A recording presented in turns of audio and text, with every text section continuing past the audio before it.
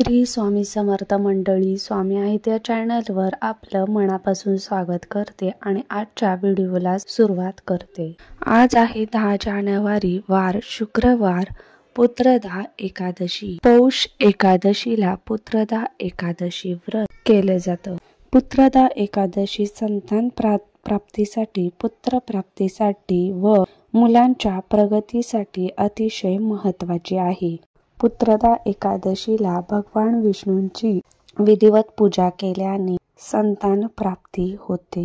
या दिवशी जे लोक व्रत करतात त्यांच्यावर भगवान विष्णूंचा अपार आशीर्वाद राहतो आणि त्यांच्या सर्व मनोकामना पूर्ण होतात। जे लोक वर्षातून 2दा हे व्रत करतात त्यांना मोक्ष प्राप्त होतो आणि त्यांच्या मुलांना आरोग्याचे वरदान मिळत असते। म्हणून असे सांगितले जाते की वर्षातील कोणत्याही एकादशीचे व्रत तुम्ही केले नाही तरी चालेल, पण पुत्रदा एकादशीचे व्रत केले पाहिजे। धार्मिक दृष्ट्या हा दिवस अत्यंत महत्त्वाचा आणि शुभ मानला जातो। म्हणून या दिवशी व्रतासोबतच व भगवान विष्णूंच्या सेवेसोबतच काही उपाय केले जातात।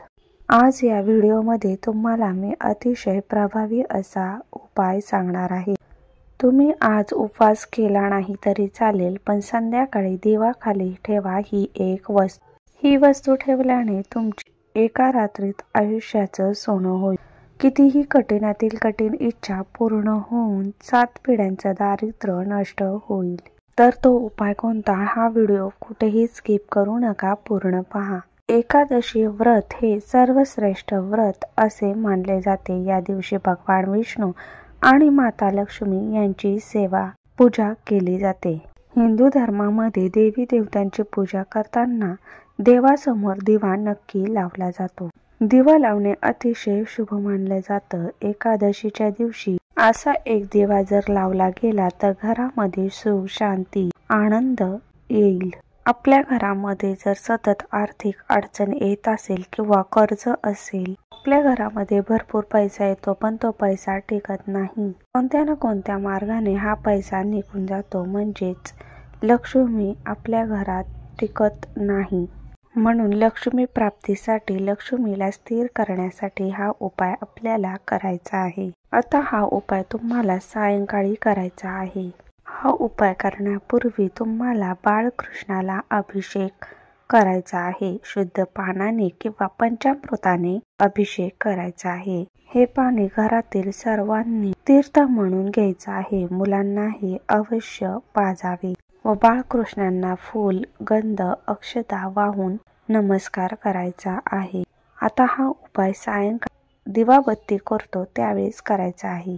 सायंकाळी वातावरण जास्त सक्रिय असतं कारण आपल्या घरामध्ये लक्ष्मी येत असते। सायंकाळी आपल्या देवघरामध्ये जो दिवा लावत असतो तो दिवा लावून घ्यायचा आहे, धूप दीप लावून घ्यायचा आहे। आता तुम्हाला उपाय करायचा आहे। तो उपाय करण्यासाठी तुम्हाला मातीचा दिवा घ्यायचा आहे, त्याची पंती घ्यायची आहे। त्या दिव्यामध्ये तुम्हाला तिळाचं किंवा मोहरीचं तेल टाकायचं आहे। नंतर 2 वातींची एक वात करून त्यामध्ये ठेवायची आहे।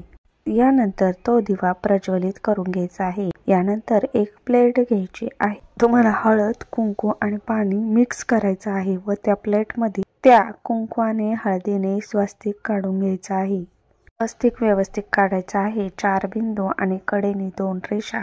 स्वस्तिक हे मांगल्याचं प्रतीक आहे आणि स्वस्तिक आपण जिथे काढतो तेथील जागा पवित्र होत असते। या स्वस्तिकवर तुम्हाला मूठभर चण्याची डाळ जी असते ती ठेवायची आहे। या दिवशी चण्याच्या डाळीला अनन्यसाधारण असे महत्त्व आहे। चण्याच्या डाळीला भगवान विष्णूंचं रूप मानलं जातं। म्हणून दिव्याखाली तुम्हाला मूठभर चण्याची डाळ ठेवायची आहे। त्यावर हा दिवा तुम्हाला प्रज्वलित करून घ्यायचा आहे। आता तुम्हाला तुमच्या हातामध्ये एक अखंड फुलाची लवंग घ्यायची आहे आणि एक हिरवी वेलची घ्यायची आहे। ओम नमो भगवते वासुदेवाय नमः या मंत्राचा 21 वेळा जप करायचा आहे व हे बोलून झाल्यानंतर तुम्हाला ती लवंग व वेलची दिव्यामध्ये टाकायची आहे। दिव्याला हळदी, कुंकू, अक्षता वाहून घ्यायच्या आहे। त्यानंतर तुम्हाला तिथेच बसून 1 वेळा विष्णू सहस्त्रनाम पठण करायचं आहे। जर तुम्हाला येत नसेल तर मोबाईलवर लावून तुम्ही ते श्रवण करायचं आहे। यानंतर दोन्ही हात जोडून भगवान विष्णू आणि माता लक्ष्मी यांना आपल्या घरातील आर्थिक अडचण दूर होण्यासाठी तसेच घरातील कटकटी दोष कमी होण्यासाठी प्रार्थना करायची आहे। त्यानंतर तुम्ही हा दिवा लावल्यानंतर कमीत कमी रात्री 12 वाजेपर्यंत राहील याची काळजी घ्यायची आहे। यानंतर दुसऱ्या दिवशी तुम्हाला काय करायचं, ही जी चण्याची डाळ आहे, दिव्याखालील जी चण्याची डाळ आहे त्यावर गूळ ठेवायचा व डाळ आणि गूळ गाईला खाऊ घालायचे आहे। गाईच्या पोटामध्ये 33 कोटी देव वास करत असतात आणि जेव्हा आपण ही वस्तू गाईला देत असतो तेव्हा त्या देवांची कृपा आपल्यावर प्राप्त होते व आपल्या सर्व इच्छा मनोकामना पूर्ण होतात।